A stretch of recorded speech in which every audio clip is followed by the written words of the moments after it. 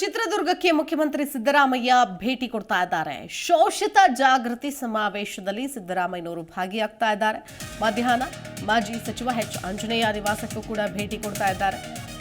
ತದನಂತರದಲ್ಲಿ Siddarameshwara Bhovi ಗುರುಪೀಠಕ್ಕೆ CM visit ಮಾಡ್ತಾ ಇದ್ದಾರೆ. ಮಧ್ಯಾಹ್ನ 3 ಗಂಟೆಗೆ ಬೆಂಗಳೂರಿಗೆ ಆಗಮಿಸ್ತಾ ಇದ್ದಾರೆ ಸಿಎಂ ಸಿದ್ದರಾಮಯ್ಯನವರು. ಇದು ಇವತ್ತಿನ ಸಿಎಂ ಸಿದ್ದರಾಮಯ್ಯನವರ ಶೆಡ್ಯೂಲ್ ಅಂತ ಹೇಳ್ಬೋದು. ಯಾಕಂದ್ರೆ ನೋಡಿ, ಇವತ್ತು ಒಂದಷ್ಟು ಡೆವಲಪ್ಮೆಂಟ್ಗಳು ಕೂಡ ಆಗುತ್ತಾ ಅನ್ನೋ ಒಂದು ಪ್ರಶ್ನೆಗಳು ಎದುರಾಗ್ತಾ ಇದೆ. ಚಿತ್ರದುರ್ಗಕ್ಕೆ ಹೋಗ್ತಾ ಇದ್ದಾರೆ, ಶೋಷಿತ ಜಾಗೃತಿ ಸಮಾವೇಶದಲ್ಲಿ ಭಾಗಿಯಾಗ್ತಾ ಇದ್ದಾರೆ. ಈ ಕಾರ್ಯಕ್ರಮದಲ್ಲಿ ಭಾಗಿಯಾದ ಮೇಲೆ ಒಂದಷ್ಟು ಆಗ್ರಹಗಳು ಕೂಡ ಬರುವಂತಹ ಎಲ್ಲ ಸಾಧ್ಯತೆಗಳು ಕೂಡ ಇದೆ. ಸೊ ಈ ನಿಟ್ಟಿನಲ್ಲಿ ಹೇಗೆ ಸಿದ್ದರಾಮಯ್ಯನವರು ಇವತ್ತು ಇದೆಲ್ಲವನ್ನು ಕೂಡ ನೋಡ್ತಾರೆ, ಅಂದರೆ ಯಾವ ರೀತಿಯಾಗಿ ಅವರ ಮುಂದೆ ಮನವಿಯನ್ನು ಮಾಡ್ಕೊಳ್ತಾರೆ, ಅದರಲ್ಲೂ ವಿಶೇಷವಾಗಿ ಜಾತಿ ಗಣತಿಯ ವಿಚಾರ ಏನು ನಡೀತಾ ಇದೆ. ಸೊ ಇದನ್ನೇ ಮುಂದಿಟ್ಕೊಂಡು ಅವರ ಮುಂದೆ ಈ ವಿಚಾರವನ್ನು ಇಡುವಂತಹ, ಆದಷ್ಟು ಬೇಗ ಇದನ್ನು ಅನುಷ್ಠಾನಕ್ಕೆ ತನ್ನಿ ಎನ್ನುವಂತಹ ಹೇಳುವಂತಹ ಒಂದಷ್ಟು ಚಾನ್ಸಸ್ ಕೂಡ ಇದೆ ಅಂತ ಹೇಳಲಾಗ್ತಾ ಇದೆ. ಸೊ ಇವತ್ತು ಇಡೀ ದಿನದ ಕಾರ್ಯಕ್ರಮ ಈಗಾಗಲೇ ಶೆಡ್ಯೂಲ್ ಆಗಿದೆ. ಶೋಷಿತ ಜಾಗೃತಿ ಸಮಾವೇಶದಲ್ಲಿ ಸಿಎಂ ಸಿದ್ದರಾಮಯ್ಯನವರು ಭಾಗಿಯಾಗ್ತಾ ಇದ್ದಾರೆ. ಎಲ್ಲ ಬಿಗಿ ಭದ್ರತೆಯನ್ನು ಕೂಡ ಮಾಡಿಕೊಳ್ಳಲಾಗಿದೆ. ಇವತ್ತು ಬೆಂಗಳೂರಿನಿಂದ ಹೊರಡ್ತಾ ಇದ್ದಾರೆ ಸಿದ್ದರಾಮಯ್ಯನವರು. ಅದಾದ ನಂತರದಲ್ಲಿ ಒಂದಷ್ಟು ಕಾರ್ಯಕ್ರಮಗಳನ್ನು ಎಚ್ ಆಂಜನೇಯ ಅವರಿದ್ದಾರೆ, ಮಾಜಿ ಸಚಿವರು.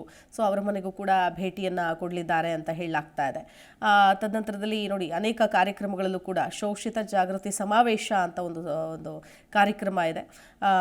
ಕರ್ನಾಟಕ ಶೋಷಿತ ಮಹಾ ಒಕ್ಕೂಟ, ಹೀಗೆ ಅನೇಕ ಒಕ್ಕೂಟದವರು ಒಂದು ಆಯೋಜಿಸಿರುವಂತಹ ಒಂದು ಸಮಾವೇಶ ಇದು. ಮಧ್ಯಾಹ್ನ ಮಾಜಿ ಸಚಿವ ಎಚ್ ಆಂಜನೇಯ ಅವರ ನಿವಾಸಕ್ಕೆ ಭೇಟಿ ನೀಡ್ತಾ ಇದ್ದಾರೆ. ಇನ್ನು ಚಿತ್ರದುರ್ಗದಲ್ಲಿ ಶೋಷಿತ ಸಮುದಾಯಗಳ ಮಹಾ ಒಕ್ಕೂಟದ ಸಭೆ ಕೂಡ ಇದೆ. ಕಾಂತರಾಜು ಜಾತಿ ಗಣತಿ ವರದಿಯನ್ನ ಜಾರಿಗೆ ತನ್ನಿ ಅನ್ನೋ ಒತ್ತಡ ಹೇರುವ ಚಾನ್ಸಸ್ ಇದೆ. ಸರ್ಕಾರದ ಮೇಲೆ ಒತ್ತಡ ಹೇರೋದಕ್ಕೆ ಶೋಷಿತ ಸಮುದಾಯಗಳು ನಿರ್ಧಾರವನ್ನ ಮಾಡಿದೆ. ಜಾತಿ ಗಣತಿ ವರದಿಯನ್ನ ಸ್ವೀಕರಿಸಿ ಯಥಾವತ್ತಾಗಿ ಜಾರಿಗೊಳಿಸಬೇಕು. ಹಿಂದುಳಿದ ವರ್ಗಗಳ ಶಾಶ್ವತ ಆಯೋಗದ ಅಧ್ಯಕ್ಷರಾಗಿದ್ದಂತಹ ಎಚ್ ಕಾಂತರಾಜು ನಡೆಸಿದಂತಹ ಜಾತಿ ಗಣತಿ ವರದಿಯನ್ನ ಜಾರಿಗೊಳಿಸುವಂತೆ ರಾಜ್ಯ ಸರ್ಕಾರದ ಮೇಲೆ ಒತ್ತಡ ಹೇರಲು ನಿರ್ಧರಿಸಿದೆ. ಕರ್ನಾಟಕ ಶೋಷಿತ ಸಮುದಾಯಗಳ ಮಹಾ ಒಕ್ಕೂಟ ಇವತ್ತು ಚಿತ್ರದುರ್ಗದಲ್ಲಿ ಶೋಷಿತರ ಜಾಗೃತಿ ಸಮಾವೇಶವನ್ನು ಆಯೋಜನೆ ಮಾಡಿದೆ. ಇದಕ್ಕೆ ಸಿಎಂ ಸಿದ್ದರಾಮಯ್ಯನವರು ಸಾಕ್ಷಿಯಾಗ್ತಾ ಇದ್ದಾರೆ. ನಗರದ ಹೊರವಲಯದ ಮಾದಾರ ಚೆನ್ನಯ್ಯ ಗುರುಪೀಠದ ಬಳಿ ನಡೆಯಲಿದೆ ಈ ಒಂದು ಸಮಾವೇಶದಲ್ಲಿ. ಇದೇ ವಿಚಾರಕ್ಕೆ ಸಂಬಂಧಪಟ್ಟಂತೆ ಮತ್ತಷ್ಟು ಡೀಟೇಲ್ಸ್ ಕೊಡ್ತಾರೆ ನಮ್ಮ ಪ್ರತಿನಿಧಿ ಮಾಲತೇಶ್ ಅರಸ್. ದೂರವಾಣಿ ಸಂಪರ್ಕದಲ್ಲಿ ಜಾಯ್ನ್ ಆಗ್ತಾ ಇದ್ದಾರೆ. ಮಾಲತೇಶ್, ನೋಡ್ತಾ ಇದ್ದೀವಿ, ಒಂದು ಕಡೆ ಶೋಷಿತ ಸಮಾಜದ ಜಾಗೃತಿ ನಡೀತಾ ಇದೆ, ಸಮಾವೇಶ ನಡೀತಾ ಇದೆ. ಈ ಸಮಾವೇಶದಲ್ಲಿ ಸಿಎಂ ಸಿದ್ದರಾಮಯ್ಯನವರು ಭಾಗಿಯಾಗ್ತಾ ಇದ್ದಾರೆ. ಹಾಗೆ ಹಲವಾರು ಕಾರ್ಯಕ್ರಮಗಳಲ್ಲಿ ಎಚ್ ಆಂಜನೇಯ ಅವರ ನಿವಾಸಕ್ಕೂ ಕೂಡ ಭೇಟಿ ಕೊಡ್ತಿದ್ದಾರೆ. ಆದರೆ ಇಲ್ಲಿ ಎದುರಾಗುವಂತಹ ಸವಾಲು, ಯಾಕಂದ್ರೆ ಅನೇಕ ದಿನಗಳಿಂದಲೂ ಕೂಡ ಹಿಂದುಳಿದ ವರ್ಗದವರಾಗಿರ್ಬೋದು ಪ್ರತಿಯೊಬ್ಬರು ಅವ್ರು ಕೇಳ್ತಾ ಇರೋದೇನು ಅಂತಂದ್ರೆ ಈ ಕಾಂತರಾಜು ವರದಿಯನ್ನ ಜಾರಿಗೊಳಿಸಿ ಅಂತ. ಅದೇ ವಿಚಾರಕ್ಕೆ ಸದ್ಯಕ್ಕೆ ಚರ್ಚೆ ನಡೀತಾ ಇದೆ. ಸೊ ಈ ಸಮಾವೇಶವನ್ನ ನಡೆಸಿ ಅವರಿಗೆ ಮನವಿ ಕೊಡುವಂತಹ ಚಾನ್ಸಸ್ ಇದೆಯಾ? ಸೊ ಏನೆಲ್ಲ ಆಗುತ್ತೆ ಇವತ್ತು ಕಾರ್ಯಕ್ರಮಗಳ ಒಂದು ಡೀಟೇಲ್ಸ್ ನೋಡೋದಾದ್ರೆ? ಪ್ರಮುಖವಾಗಿ ಏನು ಅಂದ್ರೆ ಶಿಲ್ಪ, ಇವತ್ತು ಸಮಾವೇಶವನ್ನು ಆಯೋಜನೆ ಮಾಡಿರುವಂತದ್ದು. ಪ್ರಮುಖವಾಗಿ ಕಾಂಗ್ರೆಸ್ ಸರ್ಕಾರ ಯಾವಾಗ್ಲೇ ಬಂದ್ರು ಕೂಡ ಈ ತರದ್ದೊಂದು ವಿಶೇಷ ಸಮಾವೇಶಗಳನ್ನ ಮಾಡುವ ಮೂಲಕ ಶಕ್ತಿ ಪ್ರದರ್ಶನವನ್ನು ಮಾಡುವ ಕೆಲಸವನ್ನು ಮಾಡ್ತಿದೆ. ಅದರಲ್ಲೂ ಕಳೆದ ಬಾರಿ ಅಂದ್ರೆ ಏನಂದ್ರೆ ಸಿದ್ದರಾಮಯ್ಯನವರ ಜನ್ಮದಿನೋತ್ಸವನ್ನ ಸಿದ್ದರಾಮೋತ್ಸವ ಅಂತ ಮಾಡುವ ಮೂಲಕ ದಾವಣಗೆರೆಯಲ್ಲಿ ಬಹುದೊಡ್ಡ ಕಾರ್ಯಕ್ರಮವನ್ನ, ಚಾರಿತ್ರಿಕ ಕಾರ್ಯಕ್ರಮ ಮಾಡುವ ಮೂಲಕ ಸೃಷ್ಟಿ ಮಾಡಿದ್ರು. ಆ ನಂತರ ಅಲ್ಲಿ ಏನು ಪ್ರಮುಖವಾಗಿ ಅಂತಂದ್ರೆ ಚುನಾವಣೆಯ ಮುನ್ನೆಲೆಯಿಂದ ಕಾರ್ಯಕ್ರಮವನ್ನು ಯಶಸ್ವಿಗೊಳಿಸಿ ಅವರು ಕೂಡ ಸರ್ಕಾರವನ್ನು ರಚನೆ ಮಾಡಿದ್ರು. ಇದೀಗ ಚಿತ್ರದುರ್ಗದಲ್ಲಿ ಅಂದ್ರೆ ಕಳೆದ ಬಾರಿ ದಾವಣಗೆರೆಯಲ್ಲಿ ಆದಂತಹ ಸಮಾವೇಶಕ್ಕೆ ಸಹಜವಾಗಿ ಅವರಿಗೆ ರಾಜ್ಯ ಸರ್ಕಾರವನ್ನ ಗದ್ದಿಗೆ ಏರುವಂತ ಅವಕಾಶ ಸಿಕ್ತು. ಈ ಬಾರಿ ಅಂದ್ರೆ ಇದು ವಿಶೇಷ ಏನಂತಂದ್ರೆ ಆ ಕಾಂತರಾಜ್ ವರದಿ ಅಂದ್ರೆ ಸಾಮಾಜಿಕ, ಆರ್ಥಿಕ ಮತ್ತು ಶೈಕ್ಷಣಿಕ ವರದಿ, ಅದನ್ನ ಎಲ್ಲರೂ ಕೂಡ ಜಾತಿ ಗಣತಿ ಅಂತ ಕರೀತಾರೆ. ಆ ಒಂದು ಜಾತಿ ಗಣತಿಯ ವರದಿಯನ್ನ ಕಾಂಗ್ರೆಸ್ ಸರ್ಕಾರದಲ್ಲಿ ಸಾಕಷ್ಟು ವೆಚ್ಚವನ್ನು ಮಾಡಿ ಸಿದ್ಧ ಮಾಡಿದ್ರು ಕೂಡ ಅದನ್ನ ಬಿಡುಗಡೆ ಮಾಡುವಲ್ಲಿ ವಿಳಂಬ ಆಯಿತು. ಅಂದ್ರೆ ಕಾಂಗ್ರೆಸ್ ಸರ್ಕಾರ ಸಂದರ್ಭಗಳಲ್ಲಿ ಜಾತಿ ಗಣತಿಯ ಸಂಪೂರ್ಣ ಮಾಹಿತಿ ಸಿದ್ಧತೆ ಆಗದೆ ಇರೋಂಥದ್ದವರಿಗೆ ಸಮಸ್ಯೆಗೀಡು ಮಾಡ್ತು. ಹಾಗಾಗಿ ಬಿಜೆಪಿ ಸರ್ಕಾರ ಅದನ್ನು ತಡೆ ಹಿಡಿತು. ಯಾಕೆಂದ್ರೆ ಬಿಜೆಪಿ ಸರ್ಕಾರದ ಅವಧಿಯಲ್ಲಿ ಅದನ್ನು ಬಿಡುಗಡೆ ಮಾಡಿದ್ರೆ ಸಾಕಷ್ಟು ಸಂಘರ್ಷಗಳು ಮತ್ತು ವ್ಯತ್ಯಾಸಗಳು ಆಗ್ತವೆ ಅನ್ನೋ ದೃಷ್ಟಿಕೋನದಿಂದ ತಡೆಗಟ್ಟಿತು.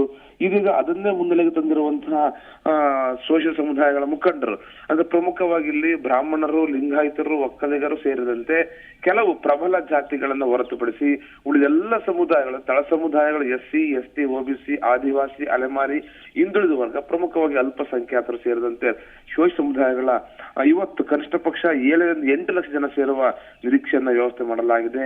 4 ಲಕ್ಷದಷ್ಟು ಆಸನಗಳ ವ್ಯವಸ್ಥೆಗಳನ್ನು ಮಾಡಿಕೊಳ್ಳಲಾಗಿದೆ.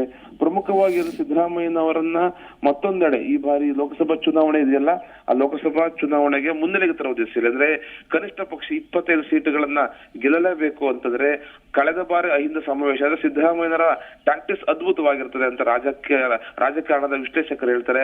ಅಹಿಂದ ಸಮಾವೇಶದ ಮೂಲಕ ಹೆಜ್ಜೆ ಇಟ್ಟ ಸಿದ್ದರಾಮಯ್ಯ 2ನೇ ಬಾರಿ ಮುಖ್ಯಮಂತ್ರಿ ಆಗಿರುವಂತದ್ದು.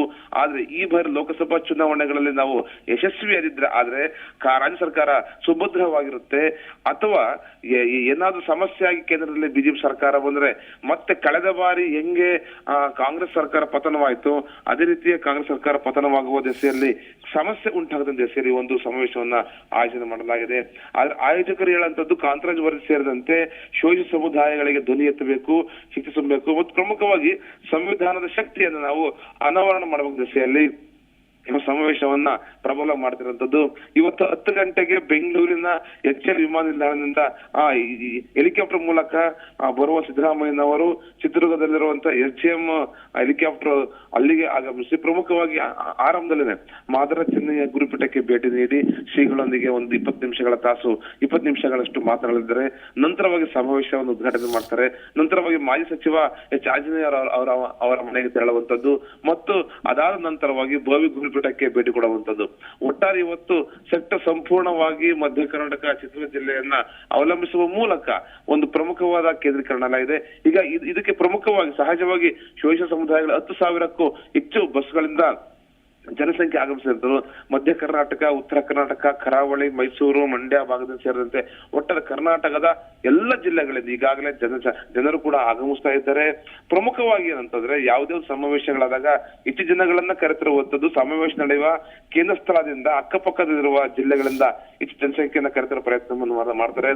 ಹಾಗಾಗಿ ಶಿವಮೊಗ್ಗ, ದಾವಣಗೆರೆ, ತುಮಕೂರು, ವಿಜಯನಗರ, ಬಳ್ಳಾರಿ ಮತ್ತು ಚಿಕ್ಕಮಗಳೂರು, ಶಿವಮೊಗ್ಗ ಇಷ್ಟು ಒಂದು 5-6 ಜಿಲ್ಲೆಗಳಿಂದ ಅತಿ ಹೆಚ್ಚಿನ ಸಂಖ್ಯೆಯ ಏನು ಶೋಷಿತರು ಕೂಡ ಆಗಮಿಸುವ ನಿರೀಕ್ಷೆಯನ್ನ ಹೊಂದಲಾಗಿದೆ. ಸಿದ್ದರಾಮಯ್ಯನವರು ಮತ್ತು ಅವರ ಏನು ಸಂಪೂರ್ಣ ಇರುವ ಸಹಚರರು ಹೇಳಂತದ್ದು ಅವರ ಬೆಂಬಲಿಗರು ಶೋಷಿತ ಸಮುದಾಯಗಳ ಆಹಾರವಾಗಿರುವಂತ ಬಿರಿಯಾನಿ ಕೂಡ ಇವತ್ತು ವ್ಯವಸ್ಥೆ ಮಾಡಲಾಗಿದೆ. ಒಂದು ಸಹಜವಾಗಿ ಆಹಾರ ಪದ್ಧತಿಗಳಂತಂದ್ರೆ ನಿಮಗೆ ಸ್ವೀಟ್ ಕೊಡಬಹುದು, ಮಾಮೂಲಿ ಊಟ ಕೊಡಬಹುದು.